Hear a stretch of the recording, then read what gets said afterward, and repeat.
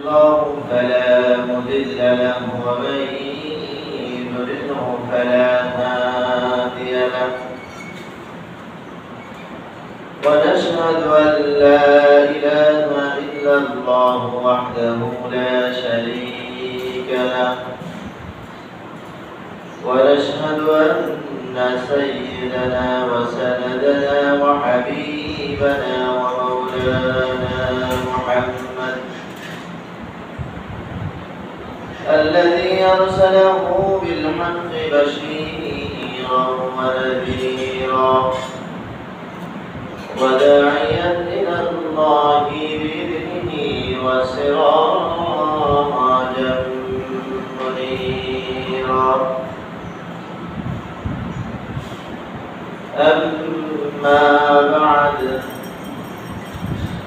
فقد قال الله تعالى في كلامه المجيد وفرقانه الحميد والذين يكنزون الذهب والفضة ولا ينفقونها في سبيل الله فبشرهم بعذاب أليم يوم يحمى عليها في نار جهنم فتقوى بها جباههم وجنوبهم وظهورهم هذا ما كنزتم لأنفسكم فذوقوا ما كنتم تكنزون وقال تعالى وأقيموا الصلاة وآتوا الزكاة وقال رسول الله صلى الله عليه وسلم إذا مات الإنسان انقطع عنه عمله إلا من صدقة أو جارية أو علم ينتفع به أو ولد صالح يدعو له وقال تعالى إن الله وملائكته يصلون على النبي يا أيها الذين آمنوا صلوا عليه وسلموا تسليما اللهم صل على محمد وعلى آل محمد كما صليت على إبراهيم وعلى آل إبراهيم إنك حميد مجيد اللهم بارك على محمد وعلى آل محمد كما باركت على إبراهيم وعلى آل إبراهيم إنك حميد مجيد بلغ العلا بكماله كشف الدجى بجماله حسنت جميع خصاله صلوا عليه وآله لا إله إلا الله لا إله إلا الله لا إله إلا الله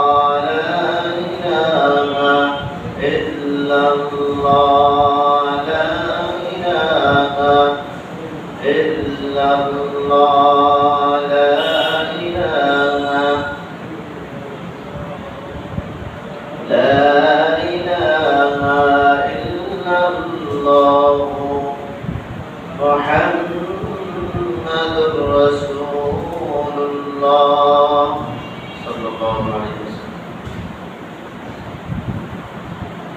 আলহামদুলিল্লাহ আল্লাহ তাআলার দরবারে লাখ কোটি শুকর ও সুজুদ যে মহান স্রষ্টা ইলাহি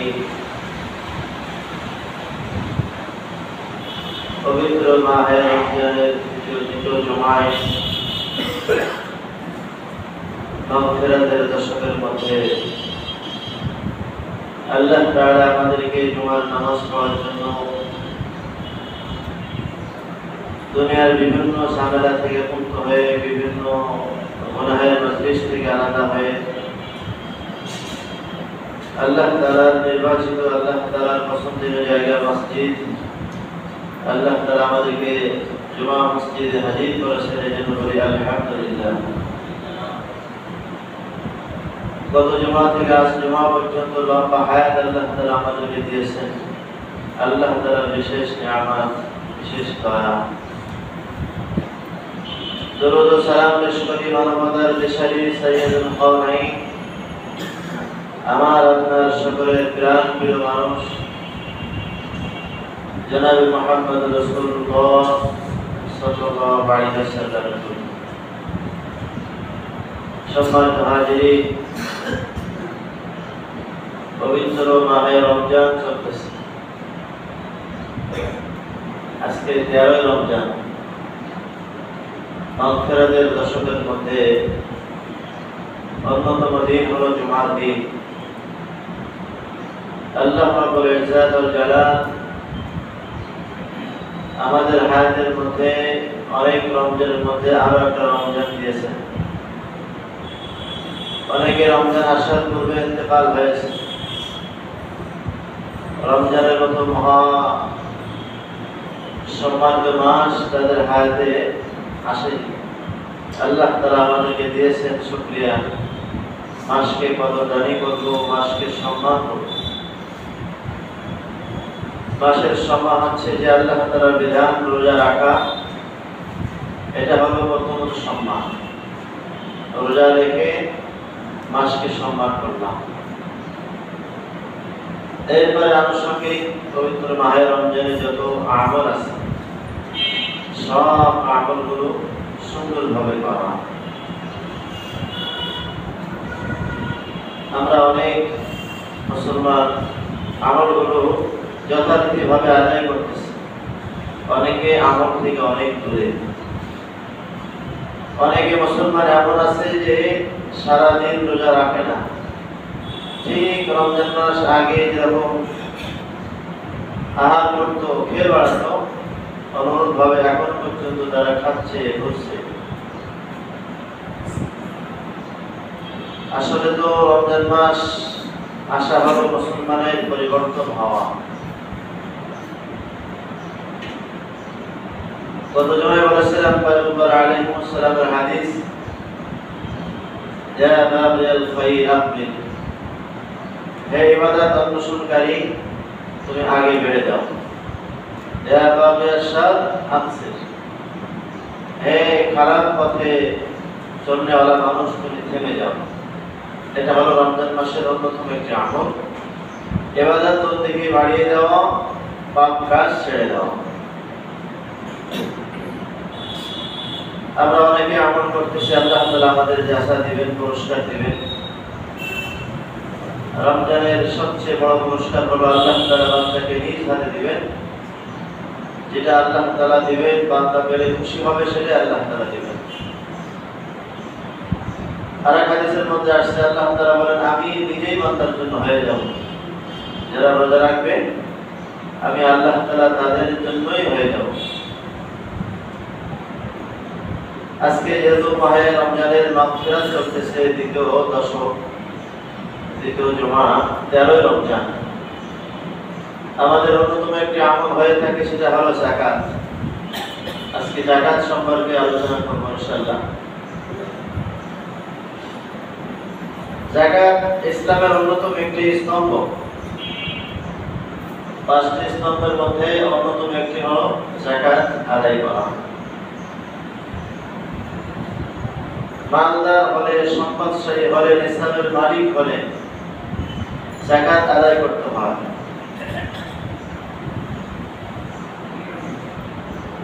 বর্তমান নিসাব হচ্ছে 81 থেকে 85,000 টাকা কোন মুসলমানের কাছে। তার খরচাদি বাদে, ঋণ বাদে 81 থেকে 85,000 টাকা যদি কারোর হস্তগত হয়, হাতে থাকে, তাহলে তার উপরে জাকাত ফরজ হয়, ওয়াজিব হয়। আল্লাহ তাআলা মানুষ সৃষ্টি করেছেন, মানুষ সৃষ্টি করে কিছু দায়িত্ব সাথে সাথে অর্পণ করেছেন, যে দায়িত্বগুলো মানুষ আদায় করবে। আল্লাহ তাআলার দায়িত্ব যদি না মানা হয়, তাহলে সে মানুষ কিন্তু পরিচিত মানুষ থাকে না। এই জন্য ঈমান আনার দায়িত্ব আল্লাহ তাআলা আদেশ করেছেন যে ঈমান আনো। ঈমান আনলে মানুষ মুসলমান হয়। মুসলমান হওয়ার সাথে সাথে কিছু দায়িত্ব, কিছু বিধিবিধান পালন করা মুসলমানদের জন্য ওয়াজিব হয়ে যায়, কর্তব্য হয়ে যায়, জরুরি হয়ে যায়। এর মধ্যে আল্লাহ তাআলা যদি সম্পদ দেন, তো সম্পদ হলে যাকাত আদায় করা এটা অতীব জরুরি। আল্লাহ তাআলা আমলকে, কিছু আমল দেহের সাথে সম্পর্ক করেছেন। নামাজ পড়লে দেহের কষ্ট হয়, রোজা রাখলে দেহের কষ্ট হয়, হজ করতে গেলে তো অনেক দেহের কষ্ট, মালেরও ত্যাগ। যাকাতের মাধ্যমেও সম্পদের কিছু ত্যাগ, এটা আল্লাহ তাআলা বিধিবিধান আদেশ করেছেন। মাল সম্পদ আল্লাহ তাআলা দেন। আমার কাছে আল্লাহ তাআলা আমানত হিসাবে অল্প দিন রাখেন। আমাদের সমাজে অনেক সময় বাপ ছিল বড় ধনী মানুষ, টাকাওয়ালা, সম্পদওয়ালা, সন্তান ফকির। আল্লাহ তাআলা তার কাছে সম্পদ দেননি। আল্লাহ তাআলার জিম্মা কেন দেননি? আল্লাহ তাআলা জানে সম্পদ দিলে অন্য পথে হাঁটতে পারে, সম্পদ হলে আল্লাহ তাআলাকে নাও চিনতে পারে। এই জন্য আমরা সমাজের মধ্যে অনেক সময় দেখি একজন রিক্সা চালক, তার সঙ্গে কথা বলে সে বলে আমার বাপ দাদার সম্পদ ছিল, আমার সম্পদ নাই। তো সম্পদ হওয়া না হয় এটা সম্পূর্ণ আল্লাহ তাআলার ইচ্ছা নেই।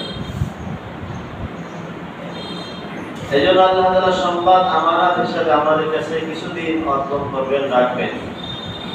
ইন্তেকাল হয়ে গেলে সম্পদ আর আমার কাছে থাকে না, ছিন্ন বিচ্ছিন্ন হয়ে যায়, কয়েক ভাগে বন্টন হয়ে যায়। যে সম্পদ নিয়ে আজকে আমাদের এত বাহাদুরি, সম্পদ অর্জন করার জন্য এত মানুষের ক্রান্তি, এত মানুষের পেরেশানি, আমি চলে যাব, সম্পদ বহু জায়গায় মধ্যে বন্টন হয়ে যাবে। অনেকে আবার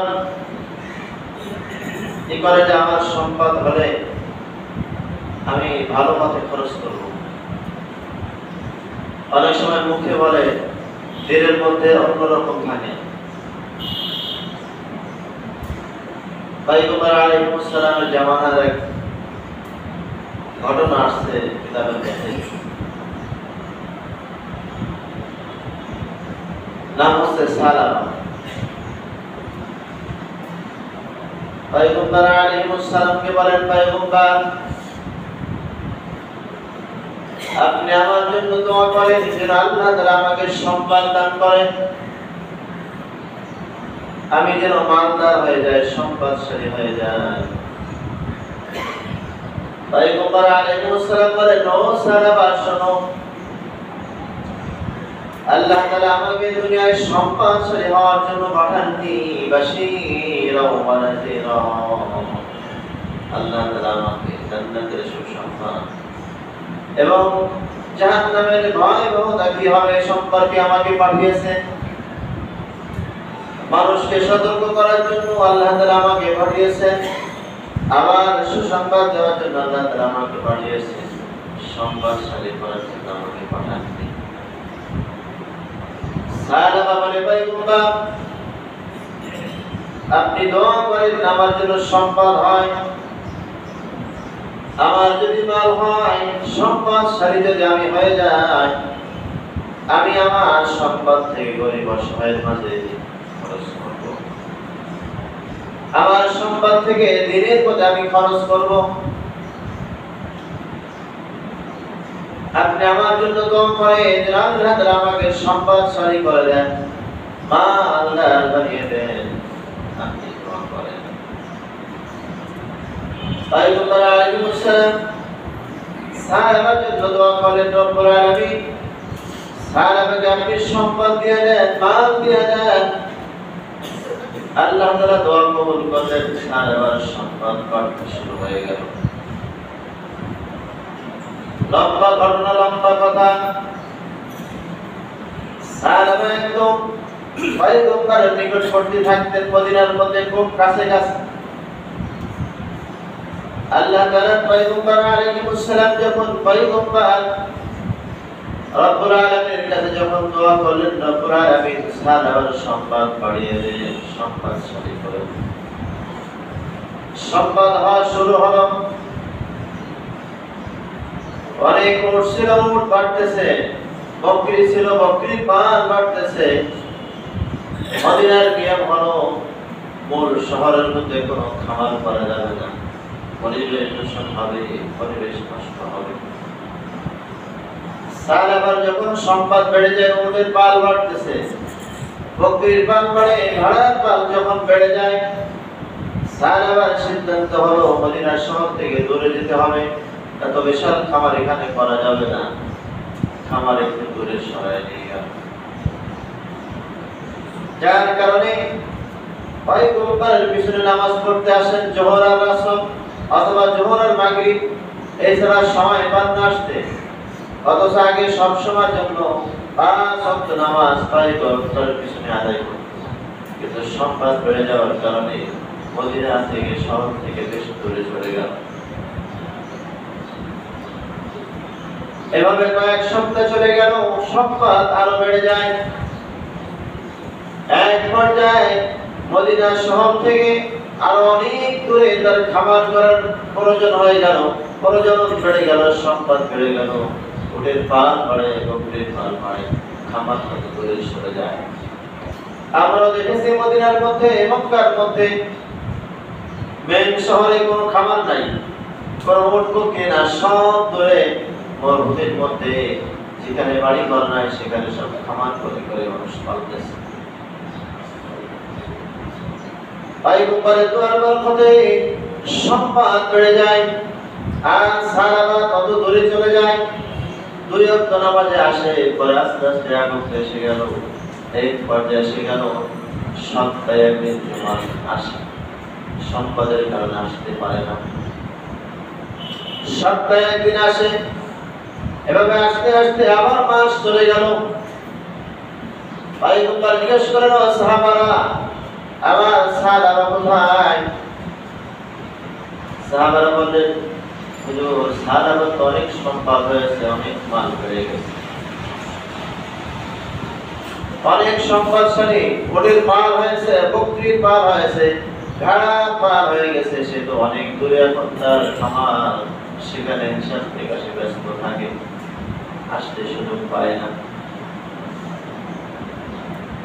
পয়গম্বর তখন বললেন, সাহাবা 3 বার বললেন, সাহাবার জন্য আফসোস, সাহাবার জন্য আফসোস, সাহাবার জন্য আফসোস।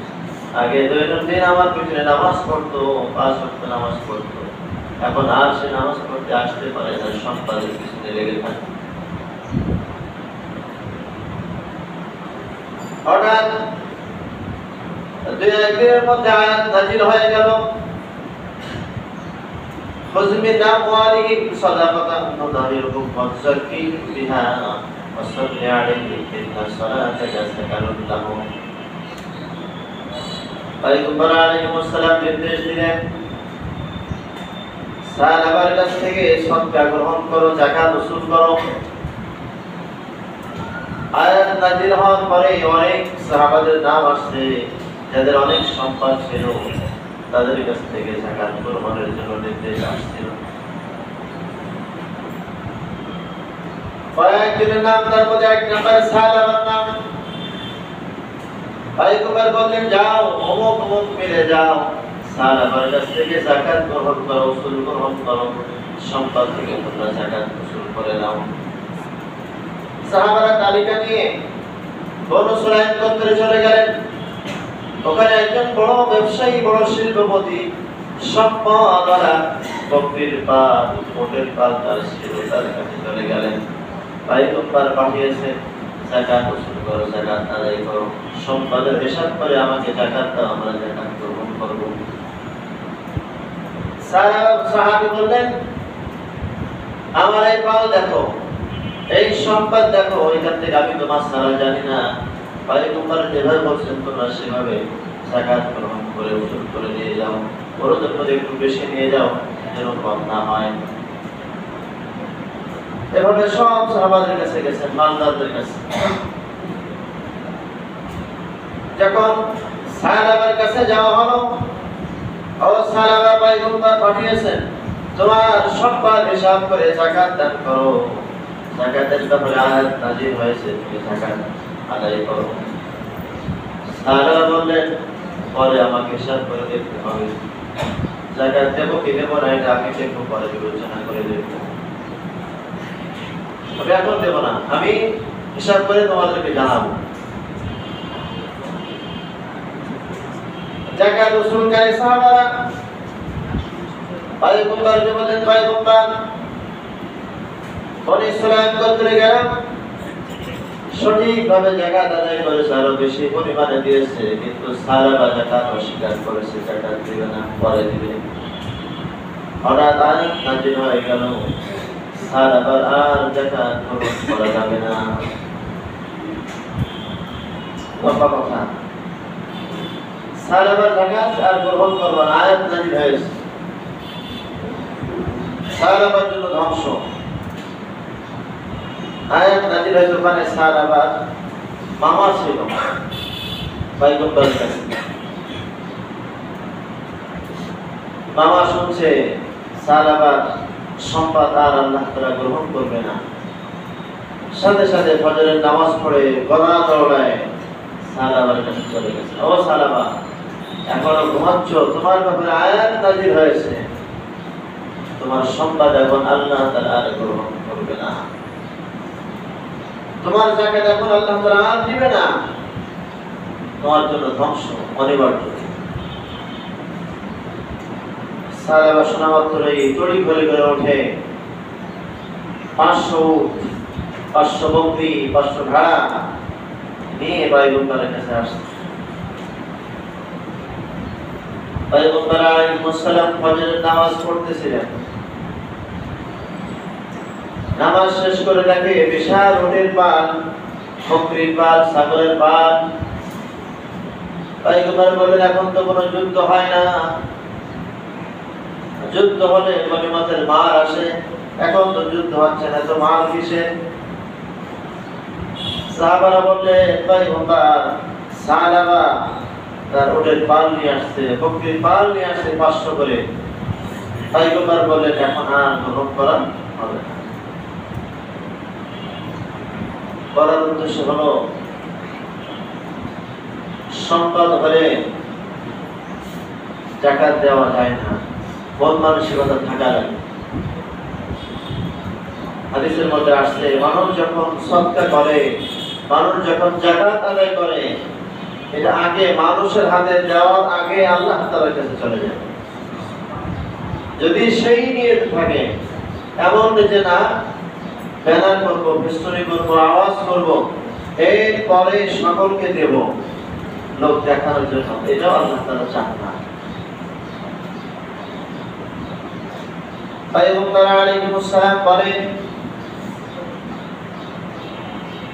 যখন কোন সম্পদশালী শিল্পপতি নেশাওয়ালা মানের মালিক যখন যাকাত আদায় করবে, একানিষ্ঠভাবে আল্লাহ তাআলা সম্পদ দিয়েছেন, সম্পদের হিসাব করে আমি যাকাত আদায় করব। যাকাত আদায় করলে কি হবে? আল্লাহ তাআলা সম্পদ বাজার করবে। অনেক ঘটনা আছে ভারতের মধ্যে। হিন্দু ব্যবসায়ী মারওয়ারি প্রত্যেক বছর যাকাত আদায় করে, এখন পর্যন্ত আশরাফুল থানভী রাহমাতুল্লাহ আলাইহি কিতাব লিখছেন। সবাই কাছে প্রশ্ন করলাম, আপনি হিন্দু মানুষ, আপনার ধর্মে যাকাত নাই, আপনার ধর্মে সদকা নাই, আপনার ধর্মে কোনো ই নাই, আপনি যাকাত আদায় করেন কেন? হিন্দু ব্যবসায়ী তখন বলল, দেখো আমি যেখান থেকে ব্যবসা শুরু করেছি সেখান থেকে মালের হিসাব করে করে প্রত্যেক বছর যাকাত আদায় করি, যার কারণে আমার ব্যবসার মধ্যে লস নাই, ব্যবসার মধ্যে কোনো ভাটা নাই, কোনো সম্পদের মধ্যে ভাটা নাই, সম্পদের মধ্যে আগুন ধরে না। হিন্দু ব্যবসায়ী। এই জন্য যাকাত ইসলামের অন্যতম একটি বিধান। মুসা আলাইহিস সালামের চাচা ভাই ছিল কারুন, আমাদের সব জানা কথা, এরপরও মুজাকারা করা যাতে আমাদের দিন পরিবর্তন হয়। কারণ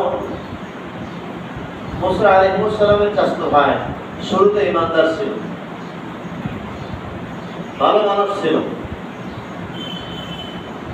মুসা আলাইহিস সালামকে মানত, আল্লাহ তাআলার ইবাদত করত।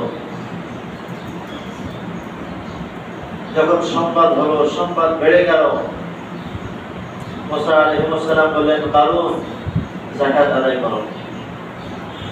সাথে সাথে সে অস্বীকার করল। শুধু অস্বীকার না, মুসা আলাইহিস সালামের বিরুদ্ধে জনগণ লাগালো। মুসা আলাইহিস সালাম কি করে দাবানো যায়, কি করে থামানো যায়, সেই প্রচেষ্টা সে লেগে গেল। এক পর্যায়ে টাকা পয়সা দিয়ে, লক্ষ কথা আছে, এক মহিলাকে সাজালো যে তুমি বলবা যে আমার সঙ্গে মুসা খারাপ কাজ করেছে। কারণ বিশাল সমাবেশ ডাকলো, সেখানে মুসা আলাইহিস সালামকে আমন্ত্রণ করা হয়েছে, আপনি আজকে প্রধান অতিথি, ইসলামের কথাগুলো বলবেন। মুসা আলাইহিস সালাম এসে ওই কথাগুলো বলতেছে, দেখো আল্লাহ তাআলার হুকুম মানতে হবে, নবীর তরিকা মানতে হবে, খারাপ কাজ করলে এই সাজা, চুরি করলে হাত কাটতে হবে, জিনা ব্যবসা করলে সঙ্গে সার করে পাথর করে হত্যা করতে হবে। এই কথা যখন বলেন, কারণ বলেন, অবস্থা যদি এই জিনা ব্যবসা তুমিও করো, তাহলে আমিও করলে আমাকেও সঙ্গে সার করা হবে। তখন কারণ তাকে ইশারা করলে, মহিলা তুমি দাঁড়াও, বলো। মহিলা তখন আর কথা বলতে পারে। কারণ চেয়েছিল মুসাকে ঠকানোর জন্য, অপমানিত করার জন্য। মুসা আলাইহিস সালাম সাথে সাথে সিজদায় পড়ে যে আল্লাহ তাআলাকে বলে, রব্বুল আলামিন, আর তো সহ্য করা যায় না, বরদাস্ত করা যায় না, আমাকে লাঞ্ছিত করে অপমানিত করতেছে। আল্লাহ তাআলা মুসা আলাইহিস সালামের দোয়া কবুল করলেন।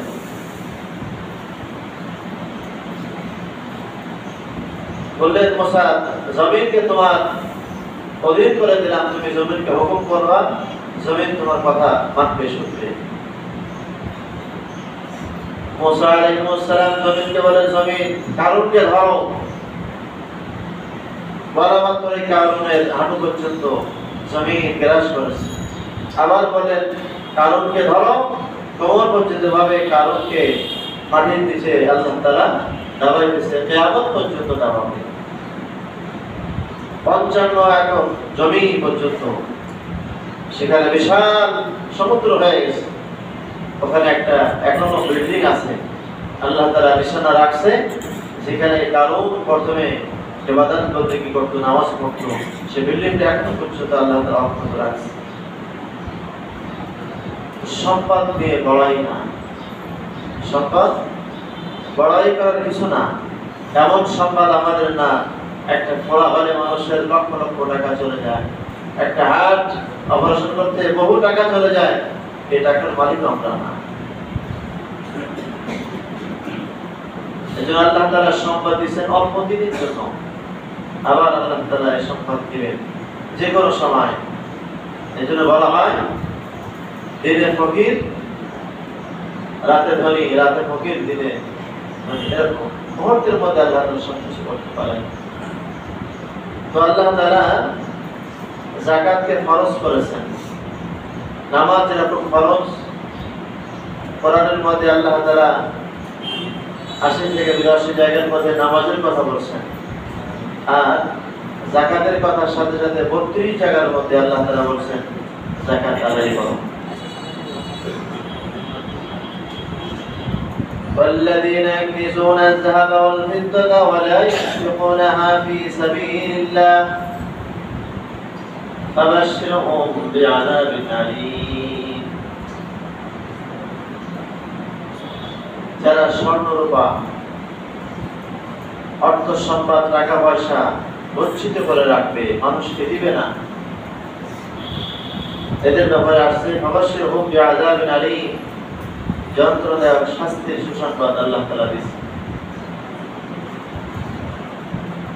ইয়াওমা ইয়াহমা আলাইহা ফি নারি জাহান্নাম ফাতুক্ওয়া বিহা জিবাহুম ওয়া জুনুবুহুম ওয়া যুহুরুহুম হাযা মা কানাতুম লিয়ানফুসিকুম ফাযুকু মা কুনতুম তাকফুরুন। আল্লাহ তাআলা বলেন কিয়ামতের পরে সম্পদকে, তার সমস্ত সম্পদ, সব গচ্ছিত সম্পদ যেটা যাকাত আদায় করেনি, যে সম্পদের সঠিক ব্যবহার করা হয়নি, যে সম্পদের হিসাব করে যাকাত দেওয়া হয়নি, এই সম্পদকে আল্লাহ তাআলা আগুনের মতো আগুন বানিয়ে তার গলার মধ্যে পরানো হবে, তার কপালের মধ্যে সেক দেওয়া হবে, তার পাশের মধ্যে সেক দেওয়া হবে, তার পিঠের মধ্যে সেক দেওয়া হবে। তাফসীরের মধ্যে লেখছে কপালে কেন সেক দেওয়া হবে। তাফসীরের মধ্যে আছে যখন যাকাত ওসুল করে, যখন কোনো মানুষ আসে, অসহায় গরিবরা যখন আসে, মাদ্রাসার আলেমরা যখন যাকাত দিতে আসে, প্রথমে কপাল ভাঁজ করেন, সময় পায় না এখন আসছে, কপাল ভাঁজ করে। এই জন্য আল্লাহ তাআলা কপালের মধ্যে সেই তার সম্পদকে আগুনে বেড়ি বানিয়ে, নখ বানিয়ে উত্তপ্ত করে আগে কপালে সেক দিবে, কারণ কপাল আগে ভাঁজ করে। যখন গরিবরা আসে, যাকাত দিতে আসে, ফিতরা নিতে আসে, সদকা নিতে আসে, মাদ্রাসার আলেমরা আসে সদকা নিতে, যাকাত দিতে, আরে নিয়ম ছিল আমি আমার সম্পদ মাদ্রাসায় পৌঁছায় দেব, আমি আমার সম্পদ গরিবের কাছে দিয়ে যাব। তারা আসে মানে আমার প্রতি ইহসান করে, দয়া করে। আল্লাহ তাআলা বলেন ফাতুক্ওয়া বিহা জিবাহুম ওয়া জুনুবুহুম, প্রথমে সেই তার সম্পদকে আগুনের নখ বানিয়ে, আগুনের গোলবেড়ি করে, উত্তপ্ত করে কপালের মধ্যে ভাঁজ, কপালের মধ্যে দাগ দেওয়া হবে, কারণ কপাল ভাঁজ করতে। ফাতুক্ওয়া বিহা জিবাহুম ওয়া জুনুবুহুম ওয়া যুহুরুহুম, জুনুবুহুমের পাশে পাশ হয়ে চলে যেত, যার কারণে সাইডে আল্লাহ তাআলা সম্পদ উত্তপ্ত করে, গরম করে, লাল করে তার সাইডের মধ্যে দাগ দেওয়া হবে, যুহুরুহুম, এবং তার পিছনের মধ্যে দাগ দেওয়া হবে। আল্লাহ তাআলা বলেন হাযা মা কানাতুম লিআনফুসিকুম, সম্পদ তখন বলবে তুমি ভয় পেও না, আমি তোমার সম্পদ, আমি তোমার মাল, আনা মালুকা কানসুক, আমি তোমার মাল, আমি তোমার সম্পদ। যে সম্পদ তুমি অর্জন করার জন্য রাত দিন মেহনত করেছো, মেহনত করে করে সম্পদ অর্জন করে রাখছিলে, সম্পদের মধ্যে গরিবের একটা অংশ ছিল, এতিমের একটা অংশ ছিল, অসহায় যারা ছিল তাদের একটা অংশ ছিল, আপনজন যারা ছিল তাদের একটা অংশ ছিল। তুমি সঠিকভাবে আদায় করনি, আজকে তোমাকে তার মজা দেখানো হবে, তার স্বাদ আজকে তোমাকে দেখানো হবে। হাদিসের মধ্যে আসছে কিয়ামতের মাঠে কারণ তার সব সম্পদ নিয়ে মাথায় করে নিয়ে উঠবে। এই জন্য আমাদের সম্পদ যেন সালামের মতো না হয়, যে আল্লাহ তাআলা গ্রহণ করবে না, আমার সম্পদ আর গ্রহণ করবে, এমন যেন না হয়। মানুষ যখন এমন হালাত হয় তখন কিন্তু সে আফসোস করতে থাকে, আল্লাহ আমাকে আরেকটু সময় দেন, আমাকে আরেকটু সময় দেন, আমার সম্পদগুলো মসজিদে লাগাবো, আমার সম্পদগুলো মাদ্রাসার মধ্যে লাগাই আসবো, আমার সম্পদগুলো দিনের কাজে লাগাবো। আল্লাহ তাআলা বলেন যে না, আর একটা মুহূর্ত, একটা সেকেন্ড তোমাকে সময় দেওয়া হবে না, বহু সময় তোমাকে দুনিয়ায় দিয়েছিলাম, তুমি সম্পদ কাজে লাগাওনি। এইজন্য সম্মানিত হাজিরিন, আমার সম্পদ আমার না, আল্লাহ তাআলা আমার কাছে আমানত রাখছে।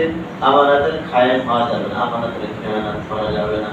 আমানত যেভাবে আল্লাহ তাআলা রাখছে ঠিক সেভাবে আমি বর্তন করব, যেভাবে আল্লাহ তাআলা নির্দেশ করেছেন সেভাবে আমি দেব। যাকাত ফরজ হয় হিজরি সনের দ্বিতীয় হিজরিতে। তো ইসলামের অন্যতম একটি বিধান যাকাত, এটা আমরা ইনশাআল্লাহ আদায় করব 4 প্রকার মালে। আগে আমাদের 3টা মাসআলা বুঝতে হবে। 1 নম্বর মাসআলা হলো কাদের উপরে যাকাত ফরজ। 2 নম্বর হচ্ছে কিভাবে যাকাত আদায় করব। 3 নম্বর কাদেরকে যাকাত দেব।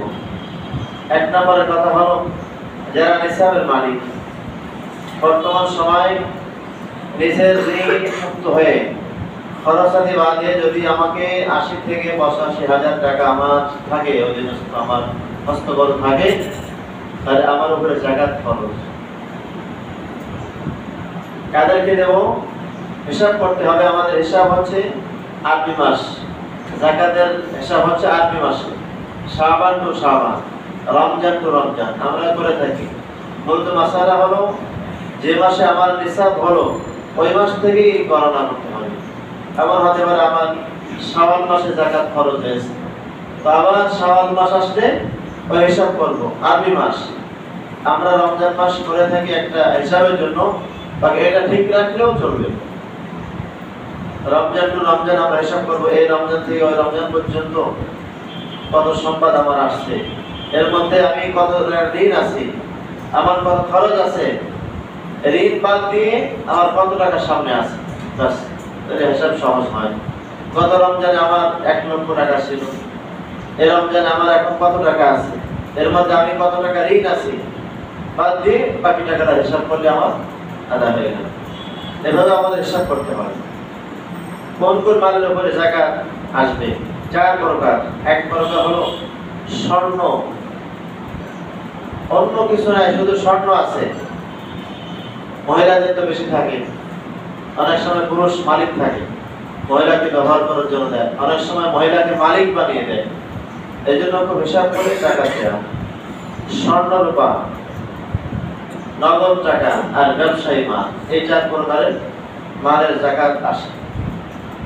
স্বর্ণ যদি হয় 7.5 ভরি, শুধু স্বর্ণ যদি কারণ থাকে, অন্য কোনো মাল নাই, টাকা নাই, কিছু নাই, বাড়ি গাড়ি কিছু নাই, শুধু আছে স্বর্ণ, তাহলে তার যাকাত আসতে গেলে 7.5 ভরি হতে হবে।